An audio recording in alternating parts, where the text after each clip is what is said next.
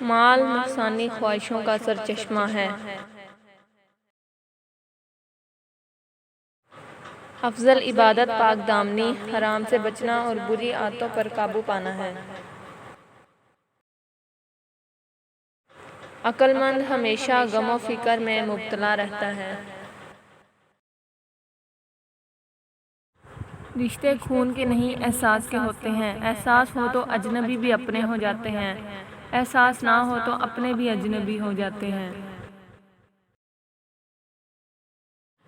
انسان زندگی سے مایوس ہو تو کامیابی بھی ناکامی نظر آتی ہے۔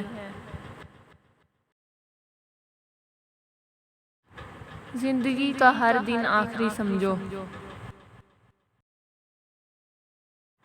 مومن وہ نہیں جس کی محفل پاک ہو، مومن وہ ہے جس کی تنہائی پاک ہو۔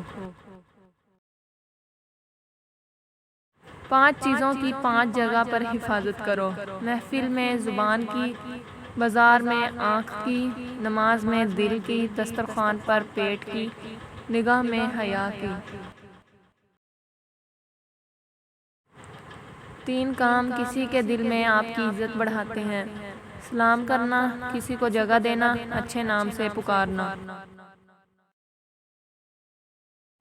جب گناہوں کے باوجود رب العزت کی نعمتیں مسلسل ملتی رہیں تو ہوشیار ہو جاؤ کہ ہمارا حساب قریب اور سخت ترین ہے۔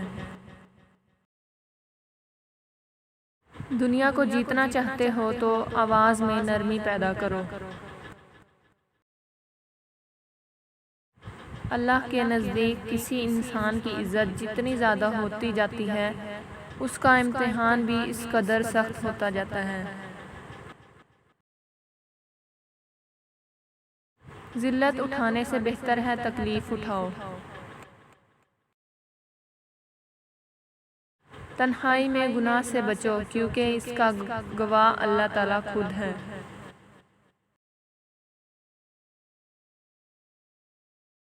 عقل جیسی کوئی دولت نہیں اور جہالت جیسی کوئی غربت نہیں، ادب و آداب جیسی کوئی میراث نہیں اور مشورے جیسا کوئی مددگار نہیں۔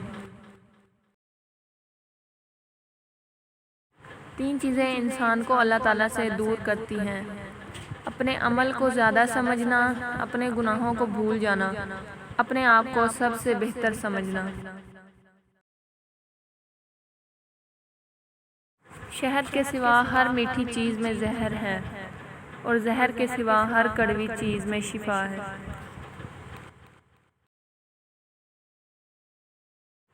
اگر تم پانی میں ڈوب رہے ہو اور تمہیں یاد آ جائے کہ وقت نماز ہے تو نماز کی نیت کر لو۔